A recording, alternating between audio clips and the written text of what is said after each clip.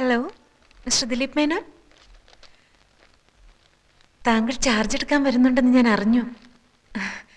താങ്കളെപ്പോലെ മിടുക്കനായ ഒരു കമ്മീഷണറെയാണ് ഈ നഗരത്തിനിപ്പോൾ ആവശ്യം. I heard you are so imaginative, a man with lot of innovative ideas. Yes sure. Before you take charge, shall we meet?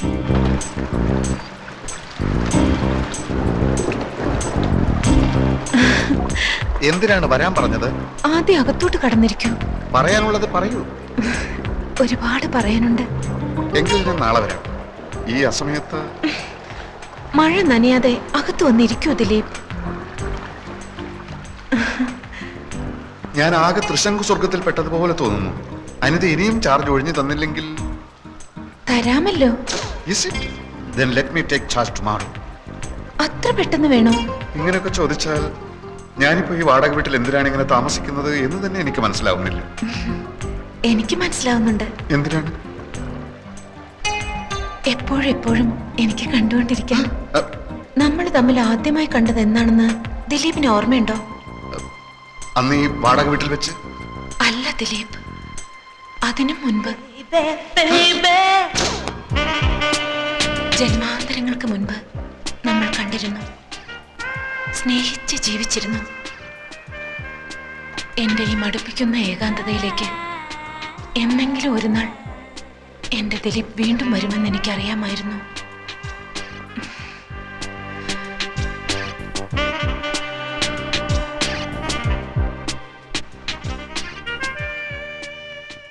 തനിക്ക് എന്താണ് സംഭവിക്കുന്നതെന്ന് ദിലീപ് മേനോന് നിശ്ചയമുണ്ടായിരുന്നില്ല.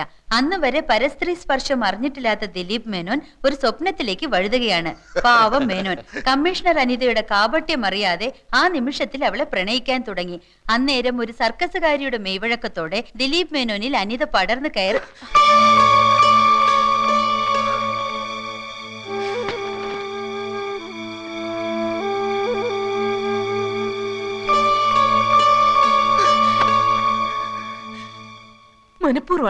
മനഃപൂർവ്വമാണ് ഒക്കെ. സാർ ഒന്ന് വായിച്ചു നോക്ക്. എന്തൊക്കെ വൃത്തികേടുകളാ അയാൾ എഴുതി കൂട്ടിയിരിക്കുന്നത്. പിന്നീട് ദിലീപ് മേനോൻ പ്രഭാതത്തിൽ ഉദിച്ചു വരുന്ന സൂര്യനെ കണ്ടില്ല, നിലാവ് കണ്ടില്ല, ആകാശത്ത് പറന്നു നടക്കുന്ന പറവകളെയും പുൽമേടുകളിൽ മേഞ്ഞു നടക്കുന്ന കുഞ്ഞാടുകളെയും കണ്ടില്ല. പ്രണയമെന്ന ചതിക്കുഴിയിൽ തന്നെ വീഴ്ത്തിയ ആ വഞ്ചകിയുടെ പുഞ്ചിരി മാത്രമായി എപ്പോഴും മനസ്സിൽ. നഗരത്തിലെ പാർക്കുകളിൽ, കടലോരങ്ങളിൽ അവരുടെ രാവുകളും പകലുകളും പ്രണയാതുരമായി തുടിച്ചുകൊണ്ടിരിക്കവേ ഒരു സായാഹ്നത്തിൽ എങ്ങു നിന്നോ തീഷ്ണമായ ആ രണ്ട് കണ്ണുകൾ അവരിൽ വന്ന് പതിച്ചു. തുടരും. അതേത് തീഷ്ണ കണ്ണുകൾ? അതാണ് സസ്പെൻസ്. ഇപ്പൊ താൻ ആകാംക്ഷയോട് ചോദിച്ചില്ലേ, അതാണ് തുടർക്കഥയുടെ ടെക്നിക്ക്. വായനക്കാരെ അടുത്ത ലക്കം വരെ മുൾമുനയിൽ നിർത്തുക. ഈ തീഷ്ണ കണ്ണുകളുടെ ഉടമസ്ഥൻ ആരാന്നാ ഞാൻ ചോദിച്ചത്. സസ്പെൻസ് ആണെന്ന് പറഞ്ഞില്ലടോ. എന്നാലും അടുത്ത ലക്കത്തിൽ ആ തീഷ്ണ കണ്ണം കയറി വരില്ലേ? അങ്ങനെ ഒരുത്തന്റെ ആവശ്യം എന്തായിപ്പോ? സംഗതി വഞ്ചനയും മറ്റുമൊക്കെ ആണെങ്കിലും ഞാനും നായികയും പ്രണയിച്ചിങ്ങനെ സുഖിച്ചിരിക്കുമ്പോ മറ്റൊരുത്തൻ അങ്ങനെ ഇടയ്ക്ക് കയറി വരുന്നത് എന്തിന്? അത് പറയാൻ താൻ ആര്? ഒരു എഴുത്തുകാരുടെ സ്വാതന്ത്ര്യത്തിൽ കയറി കൈകടത്തിയുണ്ടല്ലോ. ഒരു പിണ്ണാക്കൂല്ല. ഇറാൻ ഭരണകൂടം സൽമാൻ റഷ്ദിയുടെ തലയ്ക്ക് വില പറഞ്ഞില്ലേ? എന്നിട്ട് എന്ത് സംഭവിച്ചു? അയാൾ ഇപ്പോഴും ഒളിച്ചു നടക്കല്ലേ? അയാൾ ഒളിച്ചു നടന്നാലും അയാളുടെ തൂലിയേക്ക് വിലങ്ങ വെക്കാൻ ആർക്കെങ്കിലും കഴിഞ്ഞോ? ഇനി ഞാനൊരു സത്യം പറയാം, താൻ ഞെട്ടരുത്. താനല്ല ഈ കഥയിലെ യഥാർത്ഥ നായകൻ. ഈ വരുന്ന തീഷ്ണ കണ്ണുള്ളവൻ അയാളാ ശരിക്കുള്ള നായകൻ. അയാൾ അതിപ്രശസ്തനായ ഒരു സാഹിത്യകാരനും ഒരു നോവലിസ്റ്റുമാണ്. ഓ, മനസ്സിലായി. ഈ വരുന്ന നോവലിസ്റ്റിന്റെ പേര് സാഗർ കോട്ടപ്പുറം എന്നായിരിക്കും അല്ലേ?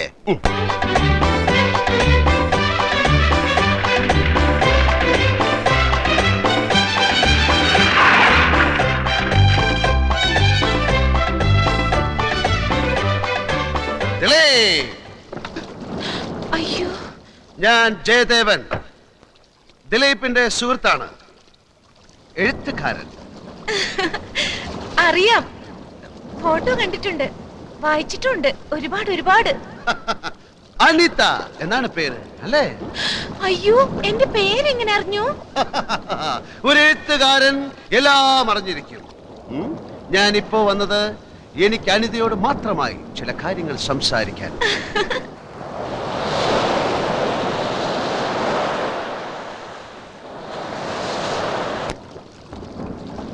അനിത ദിലീപിനെ സ്നേഹിക്കുന്നു എന്ന് ചോദിച്ചാൽ ഇല്ല എന്നാ ഉത്തരം.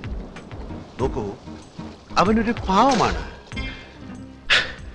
ക്യാൻസർ ബാധിച്ച് മരണം കാത്തു കഴിയുന്ന ഒരമ്മ, കണ്ണിന് കാഴ്ചയില്ലാത്ത ഒരു അനുജൻ, കെട്ടിക്കാൻ പ്രായമായ 5 അനുജത്തിമാർ, അങ്ങനെ 100 കൂട്ടം പ്രശ്നങ്ങളുടെ ഇടയിൽ കിടന്ന് നട്ടം തിരിയുന്ന ആ മരങ്ങോടൻ ഒരു ചൊക്കിളിപ്പട്ടിയെ പോലെ നിന്റെ പുറകിൽ വാലാട്ടി നടക്കുകയാണ്.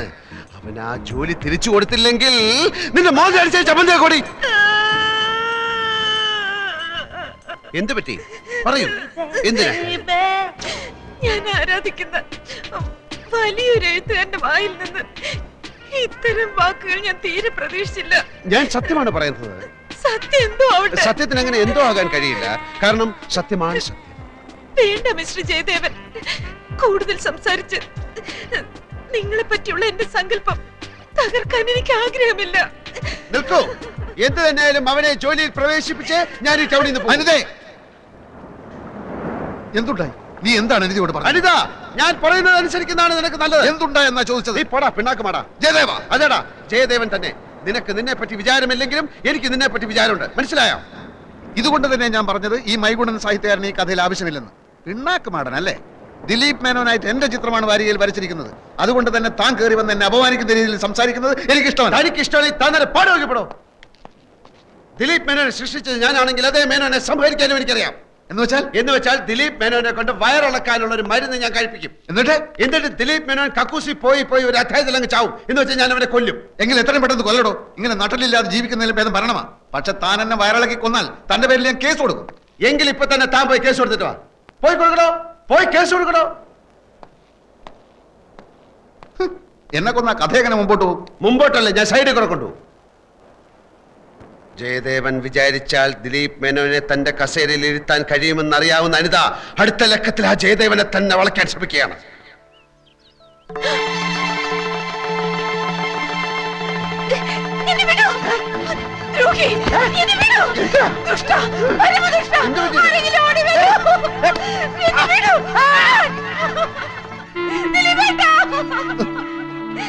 ഈ ദുഷ്ടൻ എന്നെ നശിപ്പിക്കാൻ ശ്രമിച്ചു ദിലീപേട്ടാ.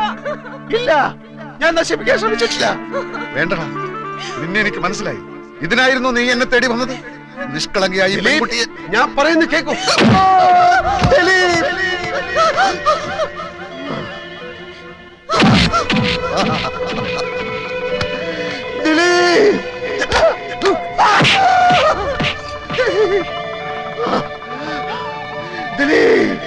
സുഹൃത്താണത്ര, സുഹൃത്ത്.